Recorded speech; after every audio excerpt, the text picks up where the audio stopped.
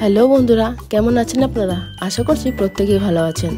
আমি চলে এলাম আর একটা নতুন ভিডিও নিয়ে। আগের দিন বলেছিলাম তো আমরা 5 পয়েন্টের জন্য গাড়ি বুকিং করেছিলাম, তার জায়গায় তো আমি আপনাদের 3টে পয়েন্ট দেখিয়েছিলাম। তাহলে চলুন আরও বাকি দুটো দেখতে হবে। তো দেখতে হলে কিন্তু পুরো ভিডিওটা সাথে থাকতে হবে। এই জায়গাটা যাওয়ার জন্য কিন্তু আমাদের গাড়ি করে অনেকটা নিচে নামতে হচ্ছিল, আর আশেপাশের স্থানীয় লোকদের দেখুন পায়ে হেঁটেই নিচে নামছে। আমার তো দেখে বুকটা ধড়ফড় করছিল। আমাকে যদি বলে গাড়ি থেকে নেমে এতটা হাঁটুন, হেঁটে আবার ওপরে উঠুন, তাহলে বাবা আমাকে যেখানে নামাবে আমি সেখানেই বসে পড়বো। এতটা হেঁটে নামানোটা তো আমার পক্ষে সম্ভব নয়। আর আমরা এখানে পুরো ব্যাটালিয়ান কিন্তু নেমে পড়েছি, আর আপনাদের সাথে তো বাকি ব্যাটালিয়ানগুলোর পরিচয় করানো হয়নি ভালো করে। আস্তে আস্তে এটাও করিয়ে দেবো। আমরা এখানে চলে এসেছি রক গার্ডেন। এখানে ঢোকার জন্য কিন্তু পার হেড 20 টাকা করে টিকিট চার্জ নেয়। তো আমরা টিকিট কাটার পর রক গার্ডেনের ভেতর ঢুকেই প্রথমে যে দৃশ্যটা দেখলাম, মনে হচ্ছে না এটা ফাস্ট ফরওয়ার্ড করি। তাহলে চলুন আমাদের ব্যাটালিয়ানের একজন ছোট্ট সদস্যর সাথে আলাপ করিয়ে দিই। এটি হলো অর্পণ বাবু, গৌরব বাবুর বন্ধু। আসলে বাবারা দুজন বন্ধু হওয়ার কারণে আমরা কিন্তু প্রত্যেকের বন্ধু হয়ে গেছি। আর এই পুরো ট্রিপটার মজা হয়েছিল আমাদের এই সাথীগুলোকে পাওয়ার পর। আমরা একা একা গেলে বা অন্য কোনো গ্রুপের সাথে গেলে মনে হয় না এতটা আনন্দ করতে পারতাম, বা এই জার্নিটা এতটা মেমোরেবল হতো। তার জন্য আমি থ্যাঙ্কস জানাতে যাই প্রদীপ দা, বুলটি দি আর তার দুটো পুচকুকে। এই যে বুলটি দি আর প্রদীপ দা, এরা দুজন হচ্ছে আমাদের গ্রুপের হিরো হিরোইন। কিভাবে ফটো তুলতে হবে, কিভাবে পোজ দিতে হবে, এরা সব রকম গাইড করছিল আমাদের। আর নিজেরাও কিন্তু দারুণ পোজ দিচ্ছিল। আমার শর্টসগুলো দেখলেই বুঝতে পারবেন। আর এখানে কিন্তু অনেকটা হেঁটে উপরে উঠতে হচ্ছিল। আমার আর পায়ে জোর ছিল না যে অতটা হেঁটে উপরে উঠি, তাই ওরা যখন উঠছিল আমি একটু ভিডিও করে নিলাম। দাঁড়ান, শুধু এখানেই ঘুরলে হবে? টি গার্ডেন ঘুরতে হবে তো। তো আমরা চলে এসেছি আমাদের লাস্ট ডেস্টিনেশন টি গার্ডেন। আমি যে 5 পয়েন্টের কথা বলেছিলাম, এটা হচ্ছে লাস্ট ডেস্টিনেশন। আপনারা যদি আমায় জিজ্ঞেস করেন টি গার্ডেনে দেখার মতো কি আছে, চারিদিকেই তো চা বাগান। তবে আমি বলবো আমাদের যেন এখানেই খুব ভালো লেগেছে।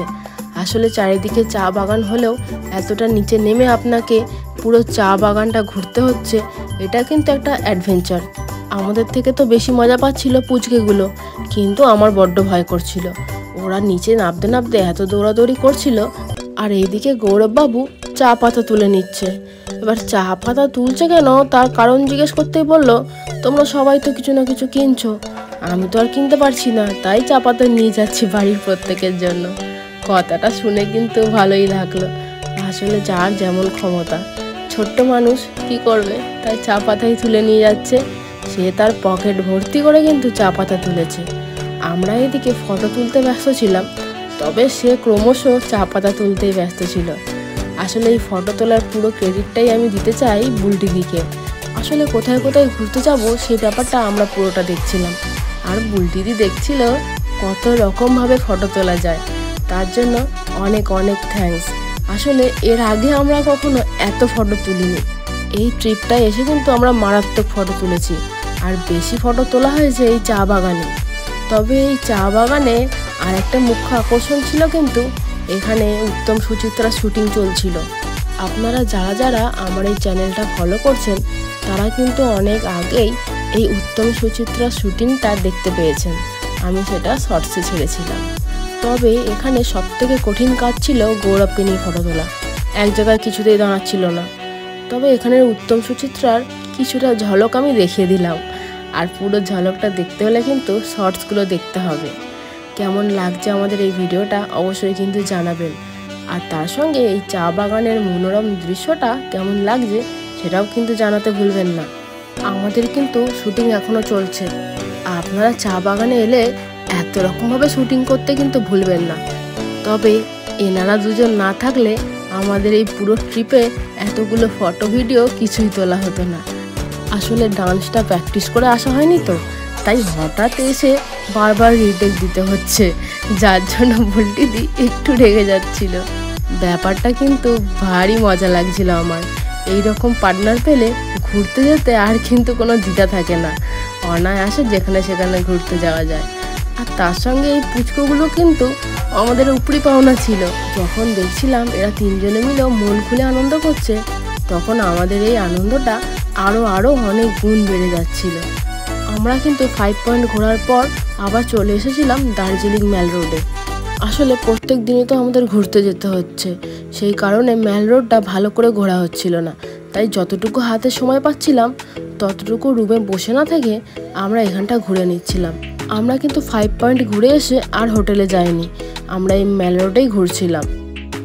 এটা হচ্ছে আমাদের আবার নিচে নেমে রুমে যেতে হবে, আবার উঠতে হবে, তার থেকে বরং একেবারে রাতের খাবারটা সেরেই নিচে নামবো, সেটাই ভালো। সেটা আমাদের পায়ের পক্ষেও ভালো আর আমাদের সময়টাও বাঁচাবে। তার আগে চলুন কিছু চা পাতা কিনে নেওয়া যাক।